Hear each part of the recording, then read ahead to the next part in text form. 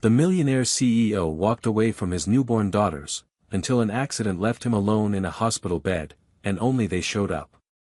Nicholas Harper had always believed that control was everything. From the moment he built his first company at 23, he learned that the world rewarded the ruthless.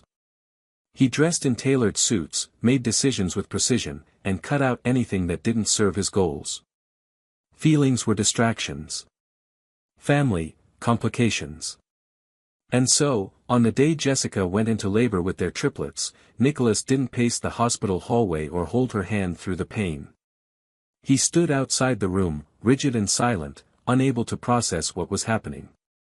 The sound of 3 newborn cries didn't fill him with awe, it filled him with panic. In the weeks leading up to the birth, he'd grown increasingly distant, pulling away under the pressure of a future he hadn't wanted. He had once loved Jessica, or maybe he'd only loved the version of her that existed before responsibility came knocking. Either way, the moment he saw her holding 3 tiny girls, her brown eyes wet with tears and her body trembling from exhaustion, he knew he couldn't do it. He couldn't be a father to 3. He couldn't be a partner to her. He couldn't give up the life he'd spent years building. He left the hospital the same day. There were no arguments, no grand scenes. He signed over parental rights, transferred a large sum of money to Jessica's account, and walked away without saying goodbye. His lawyers handled the rest. Over the years, he told himself he'd done the right thing, that Jessica was better off without a half-present man, that money would cover what his presence could not, that the girls would never remember his face anyway. He buried the past beneath mergers and stock options and boardroom battles, rising higher and faster than any of his peers. In public, he was praised as a genius. In private, he was alone. No one at the company knew he had children. Jessica's name never appeared in interviews. Nicholas didn't keep photos on his desk. He never spoke of that chapter of his life, even to those closest to him. He built a fortress of routine, of precision, of cold, uninterrupted success. He convinced himself he had nothing to regret. But sometimes, when the city was asleep and the office lights flickered on empty floors, he would catch a glimpse of himself in the window and wonder who he had become. He told himself the quiet was peace. He told himself that freedom was happiness. But a hollow had grown inside him, too familiar to ignore, too deep to fill with any of the things he once thought mattered. And still, he didn't look back. Not until fate forced him to. Not until the day everything stopped. The morning of the accident began like every other in Nicholas Harper's meticulously ordered life. He woke at 5, drank his black coffee in silence while scanning market reports, and responded to emails before the sun had even risen. His driver was waiting downstairs at precisely 6:30, the town car gleaming and warm inside, stocked with mineral water and crisp documents in a leather folder. He had a board meeting at 9, followed by a lunch with investors and 2 media interviews scheduled for the afternoon. Every hour had been accounted for. Every moment, optimized. Nicholas thrived in that structure. It kept the silence manageable. It kept the thoughts away. But on that particular morning, a sense of unease lingered in the back of his mind. He couldn't explain it. His neck was tight, his thoughts were slower, and the sharp edge he normally relied on felt dulled. He dismissed it as fatigue and climbed into the car anyway, already rehearsing opening remarks for the meeting. The city traffic was its usual mess of horns and impatience, but his driver knew all the shortcuts. They were 20 minutes outside the city when it happened. The car took a turn off the main highway, a scenic route Nicholas had insisted on to avoid morning gridlock. The road was quiet, tree-lined, and slick from overnight rain. At first, it was just a feeling, a sudden, unnatural slide of the tires, a tilt in balance too sharp to be a normal turn. Then the brakes stopped responding. The driver shouted, yanked the wheel, but the car didn't slow down. It spun, fast and violent, the world outside blurring into streaks of green and gray. Nicholas remembered the sound of metal folding. He remembered the violent jolt, the glass shattering, the weightlessness before impact. And then everything went dark. When he woke, the world was white and sterile. The ceiling above him buzzed with fluorescent light. There was a dull ache in his ribs, a sharper pain in his leg, and something heavy pressing against his chest. The air smelled like antiseptic and silence. A nurse leaned over him, startled when he stirred. Her voice was calm but rushed as she explained where he was, what had happened, and how lucky he was to have survived. It hadn't been an accident. The brakes had been tampered with. The police were investigating. Nicholas heard the words, but they didn't register. All he could think about was the stillness. The way no one had come. Not a single voice he recognized. No friends. No colleagues. No family. He was alone. Completely, painfully alone. For the first time in years, Nicholas felt fear that had nothing to do with markets or control. He had built a fortress so strong that not a single soul knew how to reach him when the walls collapsed. The silence that had once comforted him now felt like suffocation. And then the door opened. 3 little girls stood in the doorway, dressed in matching sweaters and holding hand-drawn cards. They stared at him with wide, uncertain eyes. Light brown hair framed their faces, and their bright blue eyes, his eyes, locked onto him like they were searching for something familiar. Behind them, Jessica stepped into the room. Nicholas didn't speak. He couldn't. He could barely breathe. Jessica's voice was quiet, steady, and stronger than he remembered. They asked to come, she said, her eyes not accusing, just tired. They wanted to meet their father. And just like that, the life Nicholas thought he had buried came flooding back in 3 pairs of tiny footsteps, and everything he thought he knew about himself was suddenly, devastatingly uncertain. Nicholas didn't know how long he stared at them, the 3 little girls standing just inside the hospital room like they weren't sure whether to come closer or run away. He couldn't move, couldn't speak, couldn't even breathe right. Their presence hit him harder than the crash itself. He had imagined them only in fleeting, guilty flashes over the years, blurry and abstract. He had no names, no voices, no memories of them beyond the day they were born. But now they were here, real and undeniable, 3 small versions of him and of her, Jessica, with their light brown hair, soft curls brushing their shoulders, and those piercing blue eyes that held the weight of too many unspoken questions. Jessica stood behind them, her arms folded across her chest, not in anger but in quiet protection. She looked older than when he'd last seen her, but stronger too. Her gaze was direct and unwavering, but she wasn't here to scold or beg. Nicholas saw it immediately, this wasn't a confrontation. This was a reckoning. The girls stepped forward slowly, almost in unison, and one of them, he didn't yet know which, offered him a small piece of folded paper.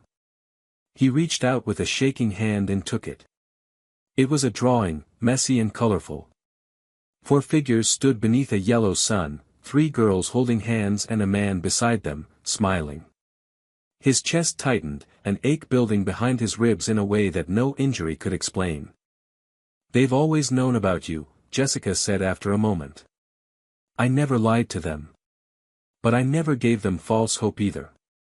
I told them their father made a choice a long time ago. And when they asked what kind of man you were, I didn't have an answer I believed in anymore." Nicholas lowered his eyes, the weight of shame almost too much to carry. He wanted to say something, to explain, but how could he?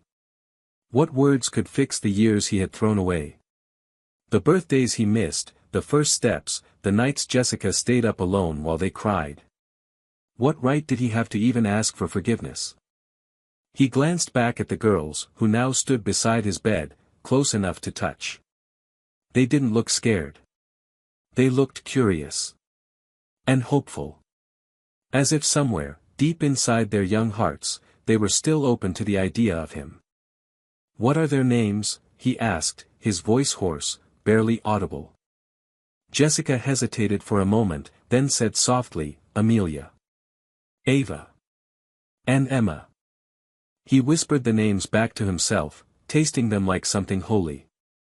They each gave him a tiny smile, unsure but sincere, and he felt something crack open inside of him that he hadn't even realized was there. "Why did you bring them?" he asked, still not daring to look at Jessica fully. "Because they wanted to come," she replied simply. "When I heard about the accident, I didn't know what I felt. Anger, sadness, maybe even guilt. But the girls, they didn't hesitate. They packed their drawings and said, 'Maybe he's ready now.'" That sentence shattered him. The simplicity of it. The truth of it.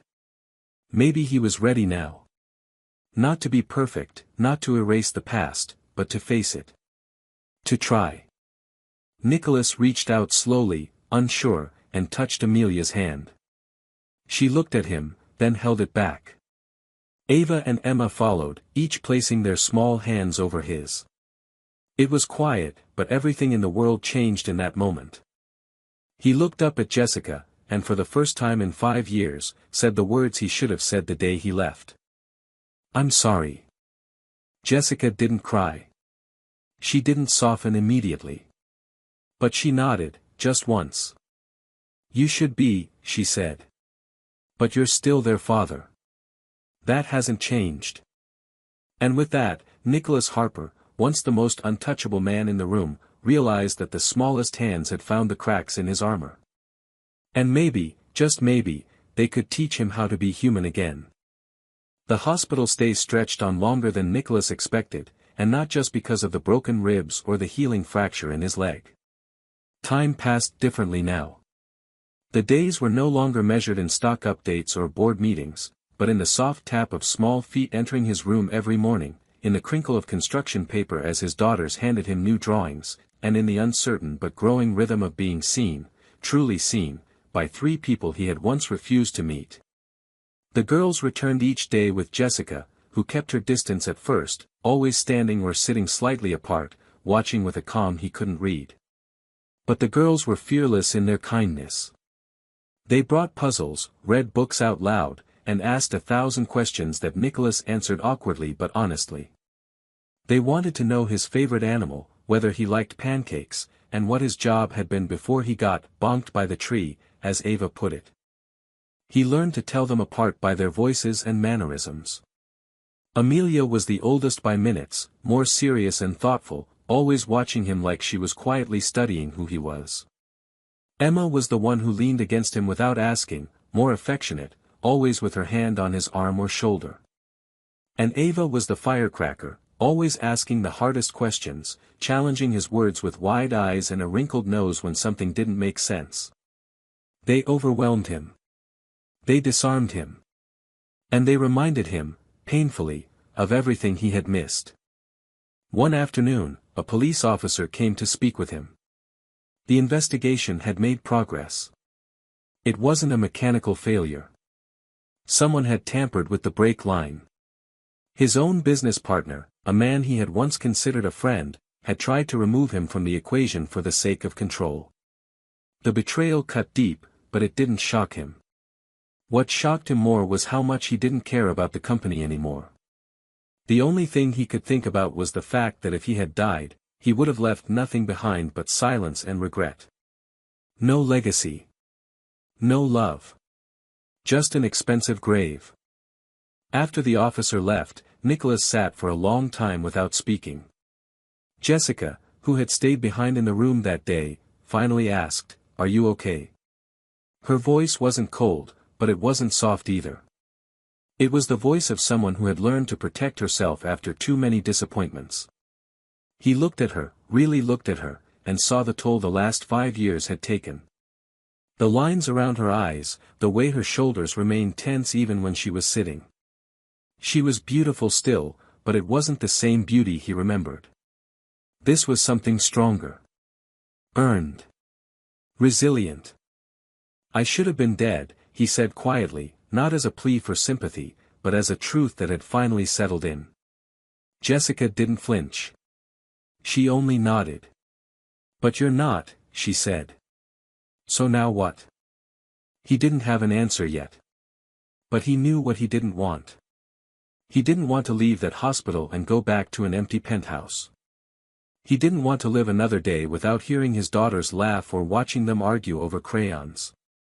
He didn't want to spend another second pretending that money could replace the sound of Amelia's careful questions, Emma's humming, or Ava's chaotic, unstoppable energy. That night, as he drifted into sleep, Nicholas dreamed of a house with worn wooden floors and voices calling his name, not in fear or pain, but in joy. And for the first time in years, he didn't wake up alone in the dark. He woke to sunlight, to soft chatter outside his door, and to the sound of 3 little girls arguing over who got to give him their card first. It was chaos. It was imperfect.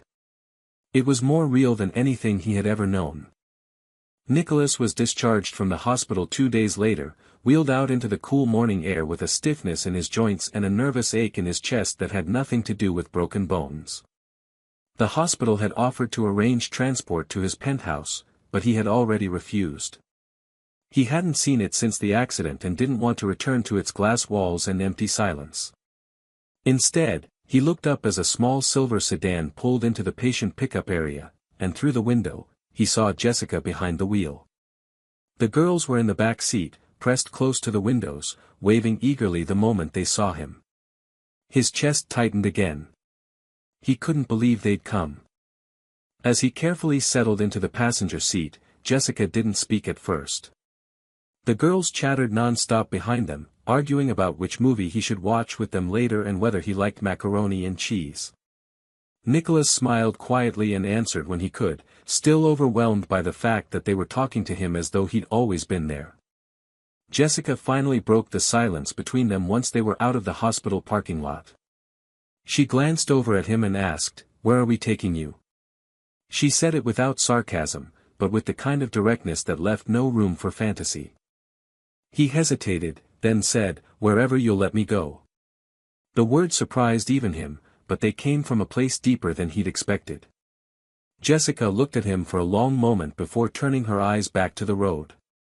"We have a spare room. It's small. But clean," she said. "If the girls want you to stay, you can stay. On our terms." He nodded without hesitation. "Their terms are fine with me." And that was it. There were no emotional declarations, no dramatic scenes. Just a quiet agreement between 2 people trying to find common ground in a field of old mistakes. Jessica's house was modest but warm, full of signs of life, drawings taped to the refrigerator, mismatched furniture, shelves overflowing with books and toys. It was the kind of home Nicholas had never allowed himself to imagine. When he stepped inside, he felt awkward and out of place, but the girls ran in ahead of him like they had brought their favorite guest for a sleepover. They showed him where he could put his things, gave him a pair of cartoon socks they insisted he wear because real dads don't have cold feet, and debated who would sit next to him at dinner. He spent the first night in the guest room, which was barely big enough for the bed and a dresser, but it felt more honest than any hotel suite he'd ever stayed in. He lay awake for a long time, listening to the creaks of the house, the hum of the old heater, and the muffled sound of laughter in the next room. It didn't feel like a second chance. It felt like a beginning he never gave himself the courage to take before. The next morning, he woke to the smell of pancakes and the sound of Ava arguing with Emma about how many marshmallows were allowed in hot chocolate. He made his way to the kitchen slowly, using the crutches they'd given him at discharge, and when he arrived, the chaos paused just long enough for 3 girls to grin and say, "Good morning, Daddy." Jessica handed him a mug of coffee without comment. He took it carefully, holding her gaze for a second longer than he meant to. There was a flicker of something between them, not forgiveness, not yet, but recognition. A truce. A shared promise to keep trying. As they sat down to breakfast together for the first time, Nicholas found himself smiling without effort. It wasn't polished. It wasn't perfect. But it was real. And for a man who had once traded everything for the illusion of control, that truth felt like the most precious thing in the world. Nicholas settled into Jessica's home as if he were learning a new language, one spoken through routines, patience, and the quiet acceptance of space that had once belonged to others. The first few days were awkward. He kept to himself when he wasn't with the girls, unsure of when to speak and when to step back. He offered to help with small things, unloading the dishwasher, folding laundry, trying his best not to disrupt the delicate balance that already existed between the four of them. Jessica let him move within the house cautiously, never cold, but always watchful. She was protective of her daughters, and rightly so. Nicholas had once walked away without a second thought, and that kind of abandonment left scars not easily soothed by good intentions. But the girls never seemed to doubt him. They included him in everything, from breakfast cereal selection to bedtime stories. They fought over who would sit on his lap while they watched cartoons and snuck into his room with questions about his childhood or requests to braid his hair, even though he had none long enough to braid. They made him laugh in ways he hadn't in years. They filled the corners of his silence with stories and sticky hugs and the kind of fierce, unfiltered love that children give when they still believe in magic. One afternoon, while Jessica was running errands, Nicholas found himself alone with the girls in the living room. Amelia sat quietly coloring in a corner, Emma played with plastic animals on the carpet, and Ava was sitting cross-legged in front of him, staring with the same intense gaze she had used the first day they met. "Why did you leave Mommy?" she asked, not angry, just curious. The question hung in the air like a thundercloud. Nicholas hesitated. He wanted to lie, to soften the truth, but something about her honesty demanded his own. "Because I was scared," he said after a moment. "I thought I couldn't be a good dad. And I thought being alone was better than doing it badly." Ava didn't respond right away. She picked at a thread on the couch cushion, then said, "You still came back." Nicholas nodded, throat tight. "Yes. I did." She gave him a small shrug. "Good. Now don't leave again." And just like that, the storm passed. Later that evening, after the girls were asleep, Nicholas joined Jessica in the kitchen while she washed dishes. He dried them without being asked, the movement quiet and companionable. When the last plate was put away, she leaned against the counter and looked at him, her expression softer than usual. "They love you," she said. "And I think they always will. But I need more than love for them. I need proof that you're not going to vanish when life gets hard again." He met her eyes and said, "I'm not going anywhere. I'm not looking for the exit anymore." Jessica didn't smile, but she nodded. That was enough, for now. As the weeks passed, Nicholas began to reclaim pieces of himself he hadn't realized were missing. He began to enjoy slow mornings with cereal and cartoons, began to look forward to reading books aloud at night with 3 heads resting on his shoulders. He repaired the back fence, fixed the squeaky cabinet door, and learned how to braid 3 identical ponytails with trembling fingers and the girls' endless instructions. He started making pancakes on Sundays and learned to pack school lunches with handwritten notes. His leg was healing, but what changed most was the way he carried himself. He no longer walked with the weight of performance or pressure. He moved with presence, with the intention of staying. He checked on Jessica, asked about her day, offered support when she seemed tired. He wasn't perfect, and there were still moments of hesitation, but slowly, the foundation between them began to shift from guarded to steady. One night, when Nicholas tucked the girls into bed, they asked if he could stay with them until they fell asleep. He lay between them, listening to their breathing slow, feeling their small hands wrapped around his arms. It was the safest he had ever felt in his life. And as he closed his eyes, Nicholas finally understood that fatherhood wasn't about never failing. It was about showing up anyway, again and again, until the people you love believe that you always will.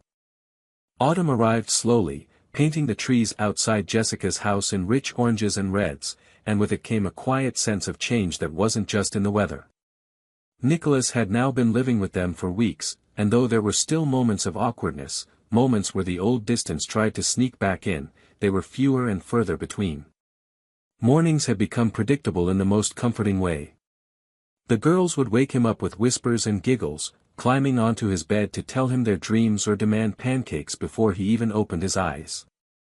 Jessica would already be in the kitchen, coffee brewing, her hair twisted up in that same effortless knot she'd worn since their early days, back when things were simpler but more fragile. They had built a routine that held together, not by obligation, but by choice. Nicholas had slowly started helping more with school pickups and drop-offs. He volunteered for classroom crafts, even if he had no idea how to use a glue gun. He read bedtime stories with silly voices, packed snacks with heart-shaped notes the girls proudly showed off to their friends, and learned the rhythm of family life not from a manual, but by watching, listening, and trying. One evening, while helping Emma with her spelling homework, he glanced up and caught Jessica watching him from the hallway. Her eyes weren't guarded anymore. They weren't entirely open either, but the skepticism that once lingered in her glance had softened into something closer to acceptance. They met in the kitchen later, after the girls had gone to bed, and she poured them both a glass of wine. There was no ceremony to it, no underlying tension, just two people sitting at the kitchen table with the sound of a quiet house around them. "I never thought you'd come back," she said after a long silence. "And if I'm honest, I never thought I'd want you to." "I didn't think I deserved to," Nicholas replied, and for once, there was no defense in his voice. "Maybe I still don't. But I'm not here to fix everything with words.